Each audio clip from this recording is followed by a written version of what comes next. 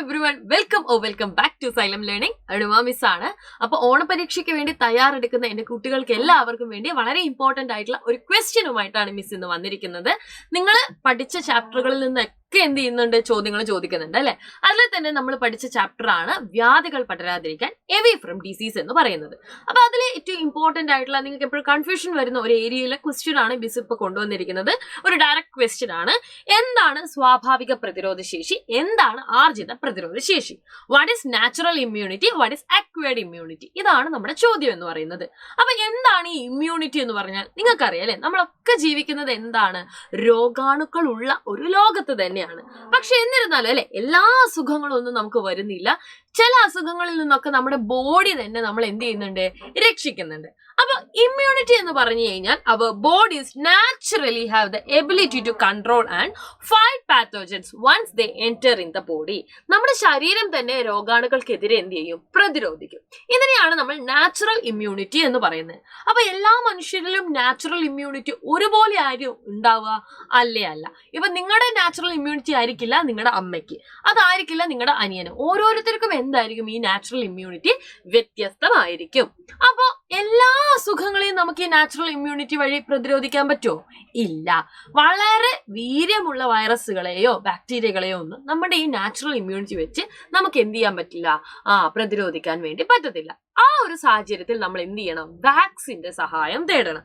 Vaccine എല്ലാവർക്കും അറിയാലോ. ഇപ്പൊ കൊറോണ വന്നപ്പോൾ തന്നെ നിങ്ങളൊന്ന് ആലോചിച്ചാൽ മതി, കൊറോണയ്ക്കെതിരെ പ്രതിരോധിക്കാനുള്ള ശേഷി നമ്മുടെ ശരീരത്തിന് ഉണ്ടായില്ല. അപ്പൊ നമ്മൾ എന്ത് ചെയ്തു, നമ്മൾ വാക്സിൻ വഴി നമ്മുടെ പ്രതിരോധ ശേഷി ഒന്നുകൂടെ ഉയർത്തി. അങ്ങനെ വാക്സിൻ വഴി നമ്മൾ നമ്മുടെ പ്രതിരോധ ശേഷിയെ ഉയർത്തുന്നതിനെയാണ് നമ്മൾ അക്വയർഡ് ഇമ്മ്യൂണിറ്റി അഥവാ ആർജിത പ്രതിരോധ ശേഷി എന്ന് പറയുന്നത്. വായിച്ചു നോക്കിക്കേ നിങ്ങൾ അല്ലെ. പോളിയോ, ഹെപ്പറ്റൈറ്റിസ് ബി തുടങ്ങിയ ചില പകർച്ചവ്യാധികൾക്കെതിരെ സ്വാഭാവികമായിട്ടുള്ള ഒരു പ്രതിരോധ ശേഷി ഉണ്ടാക്കാൻ വേണ്ടിയിട്ട് നമ്മുടെ ശരീരത്തിന് സാധിക്കില്ല. അത്തരം സന്ദർഭങ്ങളിൽ അല്ലെ നമ്മൾ പ്രതിരോധ കുത്തിവെപ്പുകൾ എടുക്കും. ഇങ്ങനെ നമ്മുടെ പ്രതിരോധ ശേഷിയെ നമ്മൾ വർദ്ധിപ്പിക്കും.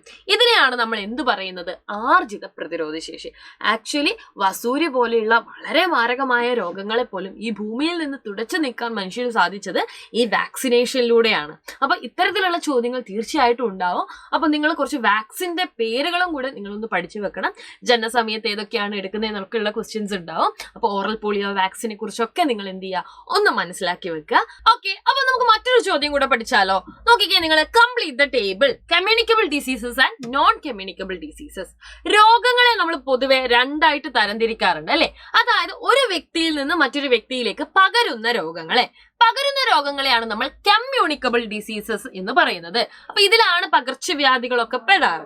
അപ്പൊ dengue fever, jaundice, corona, Nipah, ഇതൊക്കെ നിങ്ങൾക്ക് എഴുതാം. ഇതൊക്കെ എന്താണ്, നമ്മുടെ പകരുന്ന രോഗങ്ങളാണ് അല്ലെ. അപ്പൊ ഞാനിപ്പോ കോവിഡ് എഴുതുന്നുണ്ട് ഇവിടെ, കോവിഡ്.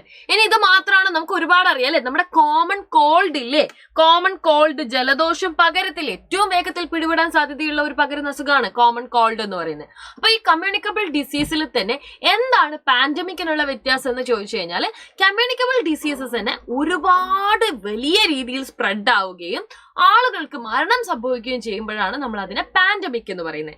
കോവിഡ് എങ്ങനെയാ പാൻഡമിക് ആയി മാറിയത്? അത് ആദ്യം ചൈനയിലുള്ള ഒരു സ്ഥലത്ത് മാത്രമായിരുന്നല്ലേ ഉണ്ടായിരുന്നത്. പിന്നീട് അത് ഒരുപാട് കൺട്രീസിലേക്ക് പോയി, അവിടുന്ന് കുറെ കോണ്ടിനെന്റ്സ്, വൻകരകളിലേക്ക് പോയി, അവിടുത്തെ ആളുകൾക്കൊക്കെ ഉപദ്രവമായില്ലേ. അങ്ങനെ ഒരുപാട് ആളുകളുടെ മരണത്തിനും കാരണമായതുകൊണ്ടാണ് COVID-19 നമ്മൾ എന്ത് പറയുന്നത്, പാൻഡമിക് എന്ന് പറയുന്നത്. ഇനി നോൺ കമ്മ്യൂണിക്കബിൾ ഡിസീസസ് എന്ന് പറഞ്ഞാൽ പകരാത്ത അസുഖം. അത് ചിലപ്പോൾ ജീവിത ശൈലികൾ കൊണ്ടുവരാം അല്ലെ, ചിലപ്പോൾ ജനിതകപരമായിട്ട്, അതായത് എന്തെങ്കിലും നമ്മളുടെ പാരമ്പര്യമായിട്ടൊക്കെ കിട്ടുന്ന അസുഖങ്ങളാണ്. അതെന്ന് വെച്ച് കഴിഞ്ഞാൽ കമ്മ്യൂണിക്കബിൾ ആയിട്ടില്ല. പക്ഷെ ചിലപ്പോൾ എന്ത് ചെയ്യും, ഒരാൾക്ക് ഉണ്ടായി ചിലപ്പോൾ പകരുന്നതല്ലാതെ ചിലപ്പോൾ ജീനുകളിലൂടെ ഇങ്ങനെ പോകുന്നതാണ്. അതിനെ നമുക്ക് പകരുന്നത് എന്നുള്ള രീതിയിൽ പറയാൻ പറ്റത്തില്ല. അപ്പൊ നിങ്ങൾ നോക്കിക്കുക, അതൊരു വ്യക്തിക്ക് ഉണ്ടാവാം അല്ലെ, പക്ഷെ ആ വ്യക്തിയോട് സമ്പർക്കം പുലർത്തി എന്നുള്ളത് കൊണ്ട് മറ്റൊരാൾക്ക് ഉണ്ടാവാൻ സാധ്യതയില്ല. ഇതാണ് ഈ നോൺ കമ്മ്യൂണിക്കബിൾ ഡിസീസസ്. പ്രമേയമൊക്കെ നമ്മൾ ചിലപ്പോൾ അങ്ങനെ പറയാറുണ്ട്.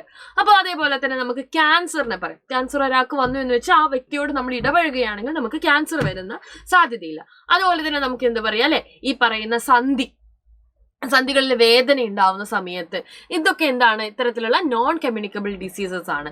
ഹൃദ്രോഗങ്ങൾ അല്ലെ, ഹൃദ്രോഗങ്ങൾ, ഹാർട്ട് ഡിസീസസ്, ഇതെന്ത് ചെയ്യില്ല, ഒരാളിൽ നിന്ന് മറ്റൊരാളിലേക്ക് പകരത്തില്ല. തലവേദന, അതേപോലെ തന്നെ പലതരത്തിലുള്ള വേദനകൾ ഉണ്ടല്ലോ, ഇതൊന്നും എന്ത് ചെയ്യത്തില്ല, പകരത്തില്ല. പിന്നെ മൂത്രത്തിൽ കല്ല്, ഇങ്ങനത്തെ അസുഖങ്ങളൊക്കെ ഇല്ലേ, കിഡ്നി സ്റ്റോണ്, ഇങ്ങനത്തെ ഓരോ അസുഖങ്ങളൊന്നും എന്ത് ചെയ്യില്ല, പകരത്തില്ല. അപ്പൊ നിങ്ങൾക്ക് എന്ത് ചെയ്യാം, ഇതും കൂടെ എഴുതാം അല്ലെ. നമുക്കിവിടെ കിഡ്നി സ്റ്റോൺ എഴുതാം, ഹെഡ് ഏക്ക് എഴുതാം. ഇതൊന്നും എന്ത് ചെയ്യില്ല, ഒരാളിൽ നിന്ന് മറ്റൊരു വ്യക്തിയിലേക്ക് എന്ത് ചെയ്യില്ല, പകരത്തില്ല. അപ്പൊ പകരുന്ന അസുഖങ്ങളും പകരാത്ത അസുഖങ്ങളും കൂടെ മക്കളൊന്ന് പഠിച്ചു വെക്കുക. ഇമ്പോർട്ടന്റ് ആണ്, പരീക്ഷയ്ക്ക് ചോദിക്കാൻ സാധ്യതയുണ്ട്. അപ്പൊ എല്ലാവരും എക്സാം അടിപൊളിയായിട്ട് എഴുതുക. എന്റെ എല്ലാ കൂട്ടുകാർക്കും wish you all the very best.